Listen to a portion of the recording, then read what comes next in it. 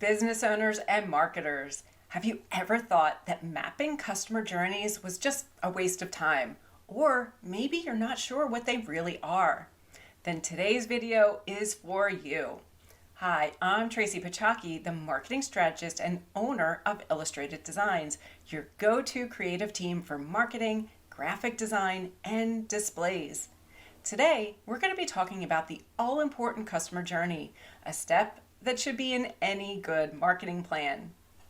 I can't wait to tell you more about it, but before we get started, make sure you check out the link in the post to subscribe to our Marketing Morsels newsletter so you don't miss out on any of our bite-sized marketing tips, best practices, resources, and ideas that you can use when marketing your business.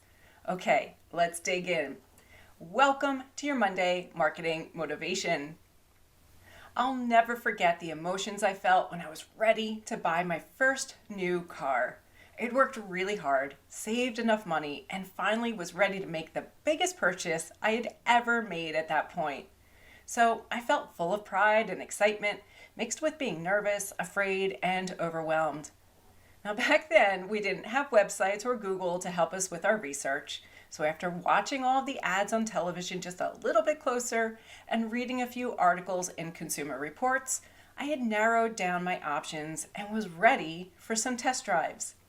My first stop was at a dealership for a brand with high safety records and a couple of styles I could see myself driving. So with checkbook in hand, I headed to the dealership to take a test drive and talk pricing, only to walk away discouraged because the salesperson wouldn't give me the time of day. Now, I can only assume that he focused on my youth and didn't recognize how ready I was to sign on the dotted line. And instead of asking questions, he sent me away, frustrated and angry. Now, as consumers, when we shop for products and services, we naturally go through stages from awareness to interest, then consideration, intent, and evaluation before we finally make a purchase and then move towards the loyalty stage.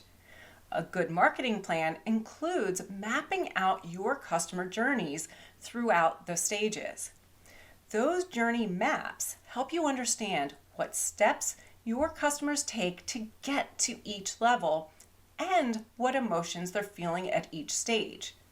For example, when I was shopping for my first car, I felt excited when I was in the awareness stage watching the car commercials.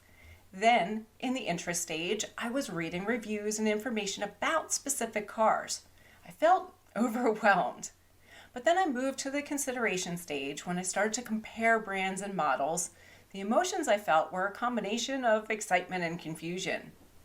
Now, by the time I got to the dealership, I was in intent mode and ready to get behind the wheel and get answers to some questions.